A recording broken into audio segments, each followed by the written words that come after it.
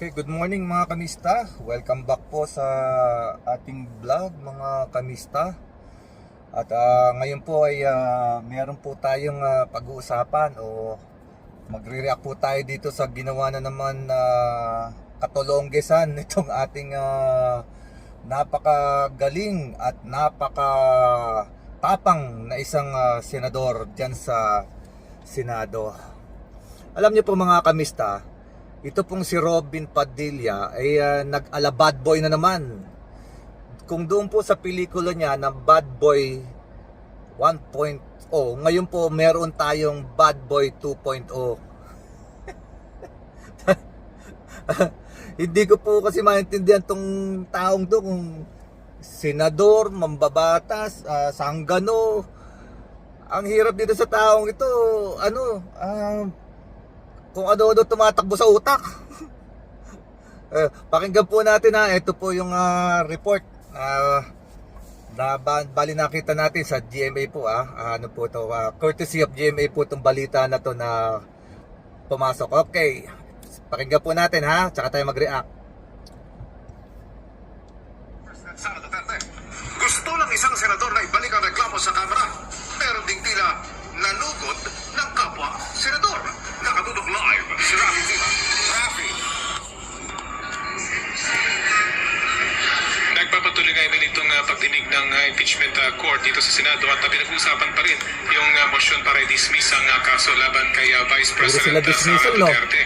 Bago makonvene ang Senado bilang impeachment court ay uminit nga ang eksena sa plenaryo matapos tila muntik sugurin ni Senador Robin Padilla ang kapwa-senador na si Joel Villanueva.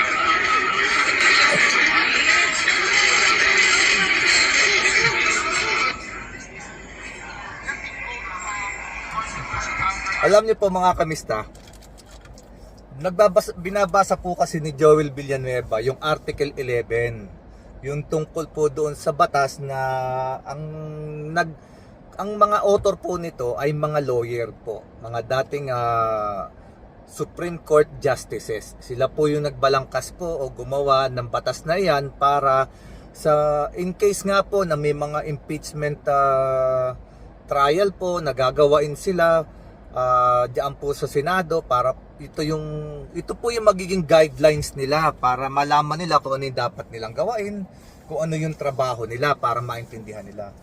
Kaso nga po, itong grupo ni Bad Boy at saka nitong si Bato, tandem to tandem yung tulongges na yan, yung dalawang tulongges na yan. Lagi po yan kasi yung isa walang alam kundi suntukan. Yung isa naman, wala namang alam, kundi ano ba yung alam yung kalbo na yan. Wala namang alam yan kundi umuo doon sa kanyang amo. Ganun lang yan So ngayon po, napikon itong si Padilla kasi ang minomotion po nila kasi, i-dismiss yung kaso. Talagang puro gusto nila i-dismiss lang. Ayaw nila magtrabaho. Ayaw nilang gawain yung trabaho nila bilang isang senador. At gampanan nila ang tungkulin nila bilang maging judge. Ang gusto lang nila i-dismiss, tapusin ng walang gagawing hearing diyan sa impeachment ni Sara Duterte. Mga kamista, talagang bobo Kaya po ang gusto niya, dahil nasusupalpal siya ng mga batas na binabasa nitong mga kasamahan niyang senador, napipikon. So siyempre, pag wala kang alam, pag ikaw ay isang bobo, pag gugustuhin mo, pag napikon ka, suntukan. Kaya, ayan, umira na naman po ang pagiging sanggano ng inyong magaling na senador na si Bad Boy. Ito ang sinasabi ko biruin nyo, hanggang ngayon, sa pelikula Bad Boy, gusto niya suntukan. Sa Senado, sa halip na gampanan ng tungkulin bilang senador, ang gusto pa rin niya suntukan. Akala niya nasa pelikula pa rin. Pagkatapos, nung binasa na ni Chis Escudero na dapat talagang mag-convene, saka siya lalapit, yayakap-yakap siya, nakaalam mo wala siyang ginawang mali. Yan ang hirap sa isang senador na walang laman ng utak. Bigla na lang tataas ang emosyon niya dahil nasusupalpal siya, kaya maghahamon na lang siya ng suntukan. alam nyo, dapat itong si Robin Padilla, pagka ganyan nanunugod, hayaan na lang ng mga kapwa niya senador na manugod. Huwag nang iwatin kasi habang inaawat mo lang naman lang nang gagalait eh. At nang malaman niya na halimbawa nanugod siya, talagang galit siya, sinugod niya si Villanueva. Sana nga nagpang-abot yung sinuntok niya. Sinuntok sana niya si Villanueva kung nagpang-abot sana sila, no?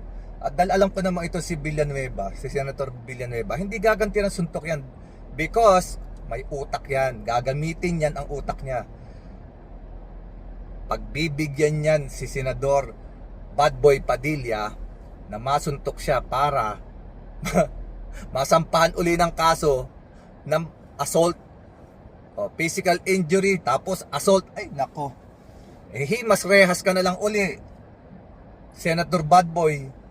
Yan ang hirap sa iyo eh. Dinadaan mo sa yabang itong senador na to, kung puro yabang ang alam eh.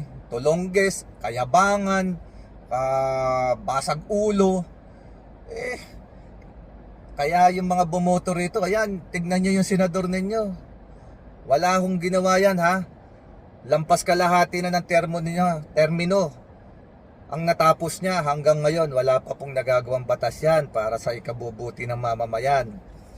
Wala pa ho, zero. Yung mga kanyang pinopropose na bill, hanggang ngayon, nakabinbin dun sa lamesa niya. Hindi naman niya kasi pinupush eh. Oh, nagdadakdak lang. Tapos nun wala, napapogi na. Ngayon, Bad Boy 2.0 na siya. Pagkatapos, lamon pa rin yan. Sigurado yan, lamon boy pa rin yan. Suklay bigote, himas bigote. Ito kasing mga senador na yan, yan katulad ni Robin Padilla at si Bato, talagang tandem yan. Ito namang si Bato, todo awat. Bato, pagbigyan mo yung kati ng kamay nung kapwa mo Tolongges. Tignan natin ko talaga hanggang saan ang tapang yan. Noon pa yan eh, puro lang eh, sugod-sugod eh. Pagbigyan nyo, para malaman natin kung talagang manununtok. Talaga oh. Ay nako, ang Senado natin ngayon, alam nyo na kung ano. Ay, mga kamista, hanggang dito na lamang at patuloy tayong susubaybay sa nangyayaring kaganapan sa Senado dahil napakasaya. Very po talaga.